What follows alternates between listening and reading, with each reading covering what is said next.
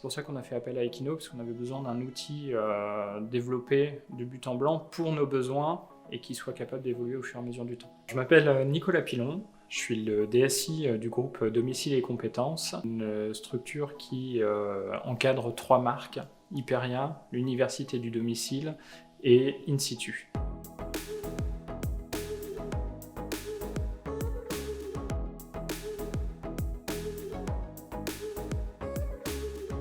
On a fait appel à Equino, c'est dans un contexte où on a eu une réforme sur la formation continue. On en a une autre depuis. Et dans le cadre de cette réforme-là, il y a eu beaucoup de changements sur l'offre de formation et sur la législation qu'il y a autour de ces formations-là. Sur cet encadrement-là, en fait, on avait un accroissement du départ en formation et l'ancien ERP qui gérait ce départ en formation atteignait ses limites.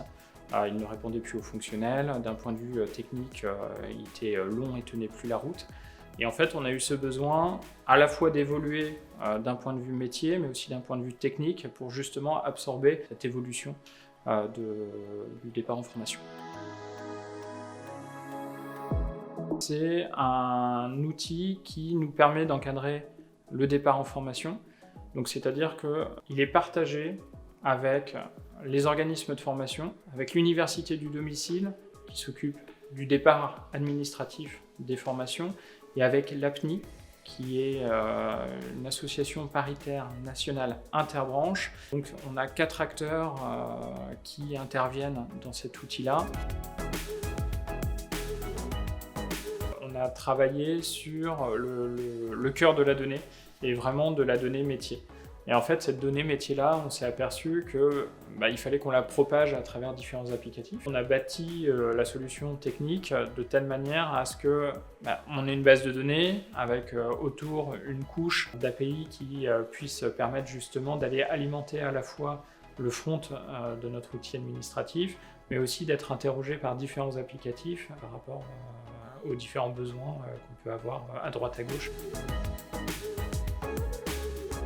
Il y a 5 ans quand on commence le projet et on avait notamment besoin de s'asseoir sur quelque chose d'un peu pérenne parce qu'on savait que c'était un projet qui serait long dans le temps, d'où le choix de Java à l'époque, d'avoir quelque chose qui soit sympathique d'un point de vue UI. Ça, on s'est reposé complètement sur vos préconisations sur React à l'époque. Puis on avait besoin d'avoir aussi une cohérence dans la gestion de nos données.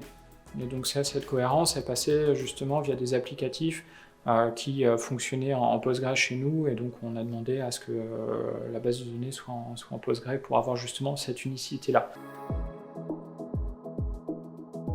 Oui, effectivement, nous on a un caractère évolutif parce que depuis quelques années, c'est un milieu qui bouge beaucoup. À chaque présidentielle, on a un impact sur la formation.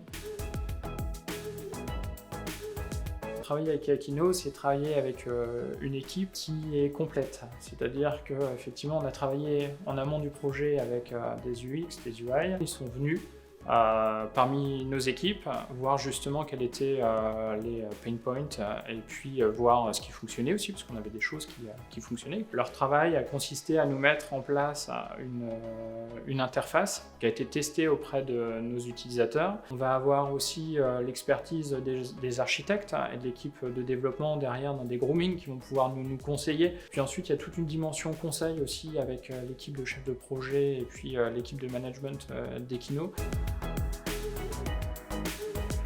Alors dans le travail au quotidien, ça leur a apporté déjà plus de rapidité parce qu'on a vraiment travaillé sur l'accompagnement de leur travail tout au long des différents écrans de l'outil. On s'est vraiment intéressé à rendre le travail plus fluide, plus concret, ce qui correspond vraiment mieux au métier. Finalement, aujourd'hui, on s'aperçoit qu'on a un outil qui répond à notre besoin, et on s'aperçoit aussi qu'on a un temps de formation qui est hyper réduit parce que l'outil est suffisamment compréhensible par rapport aux différentes procédures que l'on a chez nous. Pérenne, c'est à la fois un partenariat pérenne, ça fait 5 ans qu'on travaille ensemble, c'est à la fois un projet pérenne, ça fait 5 ans qu'on a un beau projet qui continue à évoluer, c'est à la fois pérenne dans les interactions qu'on peut avoir entre nos différentes équipes.